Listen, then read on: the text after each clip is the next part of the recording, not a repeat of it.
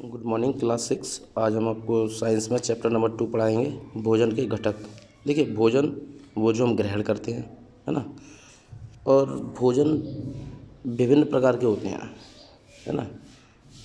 कुछ लोग शाकाहारी खाते हैं, कुछ मांसाहारी खाते हैं, है ना। तो अलग अलग प्रकार के हम भोजन का सेवन करते हैं और खाते हैं। इनमें भोजन में कुछ पदार्थ होते हैं जिनकी हमें आवश्यकता होती है ना। जैसे एक ही प्रकार के भोजन में देखें, चपाती, दाल, बैंगन का भरता हो सकता है। दूसरे में चावल, सावर तथा भिंडी हो सकती है। यहाँ देखा दूसरी लाइन में दिया है, चावल, सावल तथा भिंडी हो सकती है। और भोजन के अपन मछली तथा सब्जियाँ भी हो सकती हैं, यानी कि हम बात कर रहे हैं वेज और नॉन वेज। ठीक, तो भोजन के विभिन्न घटक हो सकते हैं। अब घटक में कौन कौन से हैं, देखो, अगर हम इनके घटकों की बात करें तो इनमें जैसे कार्बोहाइड्रेट पाया जाता है, वसा पाई जाती है, विटामिन्स पाए जाते हैं, मिनरल्स पाए जाते हैं। तो इनके बारे में हमें जानना है।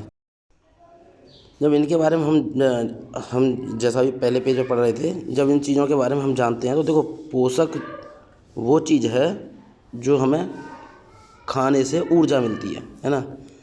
कार्बोहाइड्रेट, प्रोटीन, वसा, विटामिन, खनिज लवण, इसके अतिरिक्त हमारे भोजन में रुक्षांश और जल भी शामिल है। यानी कि जो पानी हम पीते हैं उससे भी हमें कुछ ना कुछ ऊर्जा मिलती है। देखो, ये लिखा है कार्बोहाइड्रेट, वसा, प्रोटीन, खनिज लवण, इसके अतिरिक्त हमारे भोजन में रुक्षांश एवं जल भी शामिल हैं। इनसे भी इन्हें भी हमारे शरीर, इन चीज़ों की भी हमारे शरीर को आवश्यकता होती है। अगर इन चीज़ों का हम सेवन नहीं करें तो इनके न होने से भी हमारे शरीर में कुछ बीमारियां उत्पन्न हो जाती हैं। यानी कि अगर इनकी पर्याप्त मात्रा न मिले, प्रोटीन पूर्ण मात्रा में न मिले, कार्बोहाइड्रेट पूर्ण मात्रा में न मिले, विटामिन्स पूरी मात्रा में न मिले, और विटामिन के भी प्रकार हैं, vitamin A, B, C, D, है ना। तो इनकी अगर संपूर्ण मात्रा शरीर को नहीं मिलेगी तो हमारे शरीर में कुछ न कुछ विकार आ जाएंगे, कुछ बीमारियां उत्पन्न हो जाएंगी।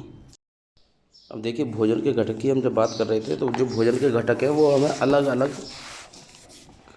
खाने वाली वस्तुओं से मिलते हैं। जैसे मटर है, सोयाबीन है, राजमा है, मूंग है, चना है। देखो, इनके कुछ उदाहरण यहाँ दिए हुए हैं, आप देख सकते हैं। चना है, मूंग है, राजमा है ना, मटर है, सोयाबीन है। तो ये अलग अलग घटक हैं। कुछ प्रोटीन्स हमें मिलती हैं अंडे से, दूध से, मछली से, पनीर से, है ना। और ये देखिए, विटामिन ए के कुछ स्रोत दिए हैं। दूध है, मछली का तेल है, पपीता है, गाजर है, इनसे विटामिन ए मिल जाती है। विटामिन बी है, हमारी गेहूं से मिलती है, यकृत से मिलती है, चावल से मिलती है।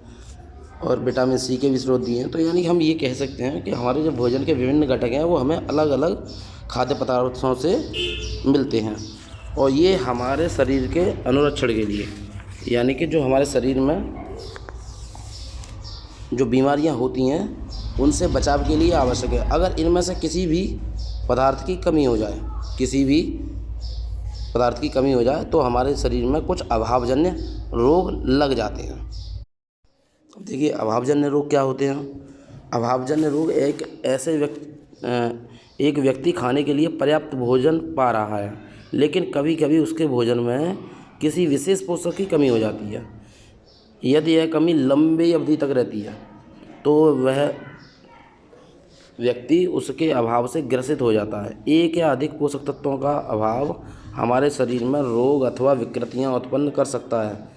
यानी कि अगर हमारी लगातार अगर कुछ चीज़ की कमी हमें होती रहती है तो इस स्थिति को अभावजन्य रोग कहते हैं। और ये हमारे शरीर में घर कर लेते हैं, यानी कि ये बीमारियां हमारे शरीर में बैठ जाती हैं। तो इन बीमारियों से बचने के लिए हमें प्रोटीन, खनिज लवण, विटामिन्स की जो संपूर्ण मात्रा है जो हमारे एक स्वस्थ शरीर को चाहिए वो हमें समय समय पर लेती रहनी चाहिए।